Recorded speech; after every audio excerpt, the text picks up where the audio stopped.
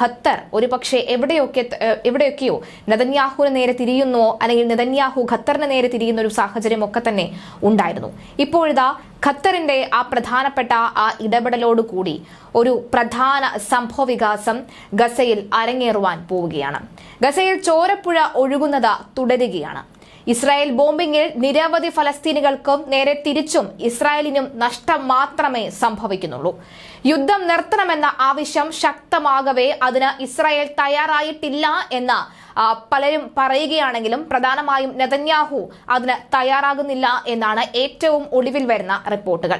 ബന്ദികളുടെ മോചനം ആവശ്യപ്പെട്ട നിരവധി തവണ റിപ്പോർട്ടുകളൊക്കെ തന്നെ പുറത്തുവരികയും ബന്ദികളുടെ ബന്ധുക്കളടക്കമുള്ളവർ ഇസ്രായേലിന് നേരെ പ്രധാനമായും നെതന്യാഹുവിന്റെ വസതിക്ക് മുന്നിൽ ഒരു ടെന്റ് കെട്ടി അടക്കം സമരം നടത്തുന്ന സാഹചര്യത്തിലേക്ക് കാര്യങ്ങൾ പോവുകയാണ്.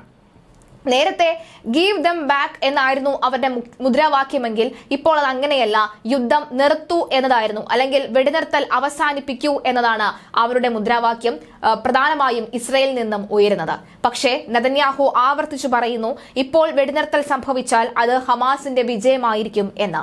പക്ഷെ അപ്പോഴും ബന്ദികൾ മാത്രമാണ് ഇവരുടെ എല്ലാവരുടെയും മുന്നിലുള്ളത്. അതുതന്നെയാണ് ഖത്തർ ഒരു നിർണായക ഇടപെടൽ ഇതിനിടയിൽ സംഭവിച്ചിരിക്കുന്നതും അല്ലെങ്കിൽ നടത്തിയിരിക്കുന്നതും.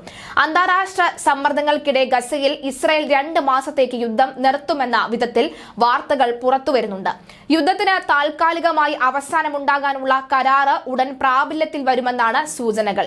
ന്യൂയോർക്ക് ടൈംസ് ആണ് ഇത് സംബന്ധിച്ച വാർത്ത പുറത്ത് റിപ്പോർട്ട് ചെയ്തിട്ടുള്ളത്. ഹമാസ് ബന്ദികളെ എല്ലാവരെയും മോചിപ്പിക്കുന്നുണ്ട് എന്നാണ് പറയുന്നത്. ഇത് പ്രകാരമാണ് 2 മാസത്തേക്ക് ഗസയിൽ ഇസ്രായേൽ നടത്തുന്ന യുദ്ധം അല്ലെങ്കിൽ ഗസയിൽ ഇപ്പോൾ നടന്നു വരുന്ന ഇസ്രായേലും ഹമാസ് തമ്മിലുള്ള യുദ്ധം നിർത്തി വെക്കുന്നത്. ഇതിന് പകരമായി 100 ബന്ദികളെയാണ് ഹമാസ് മോചിപ്പിക്കുന്നത്. അടുത്ത 2 ആഴ്ചയ്ക്കുള്ളിൽ ഇക്കാര്യത്തിൽ അന്തിമ തീരുമാനം ഉണ്ടാകുമെന്നാണ് സൂചന. ഇസ്രായേലിന്റെയും ഹമാസിന്റെയും നിർദ്ദേശങ്ങൾ സ്വീകരിച്ച് കരാറിന്റെ പ്രാഥമിക ചട്ടക്കൂട് കഴിഞ്ഞ 10 ദിവസങ്ങൾക്കുള്ളിൽ തയ്യാറാക്കിയിട്ടുണ്ട്. ഇത് സംബന്ധിച്ച് ഇന്ന് പാരീസിൽ വിശദമായ ചർച്ച നടക്കും. ഇതിനുശേഷമാവും ഇക്കാര്യത്തിൽ അന്തിമ തീരുമാനം ഉണ്ടാവുക. ഹമാസുമായുള്ള ചർച്ചകളിൽ മധ്യസ്ഥ വഹിക്കുന്ന ഖത്തർ, ഈജിപ്ത് തുടങ്ങിയ രാജ്യങ്ങളിലെ നേതാക്കളുമായി US പ്രസിഡന്റ് ജോ ബൈഡൻ കഴിഞ്ഞ ദിവസം ടെലിഫോണിലൂടെ സംസാരിച്ചിരുന്നു. ഇതിനു പുറമെ ഞായറാഴ്ച പാരീസിൽ നടക്കുന്ന ചർച്ചകളിൽ പങ്കെടുക്കാനായി CIA ഡയറക്ടർ വില്യം ജെ ബൂൺസിനെയും ബൈഡൻ അയച്ചിരുന്നു. ഇസ്രായേൽ, ഈജിപ്ത്, ഖത്തർ പ്രതിനിധികളുമായിട്ടുള്ള ബൂൺസ് ചർച്ച നടത്തും.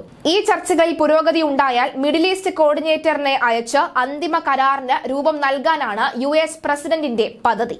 ഹമാസ് ബന്ദികളാക്കിയവരെ മോചിപ്പിക്കുന്നതിനൊപ്പം തന്നെ ഗസയ്ക്ക് ആവശ്യമായ സഹായം നൽകുകയാണ് കരാറിലൂടെ ലക്ഷ്യമിടുന്നത്.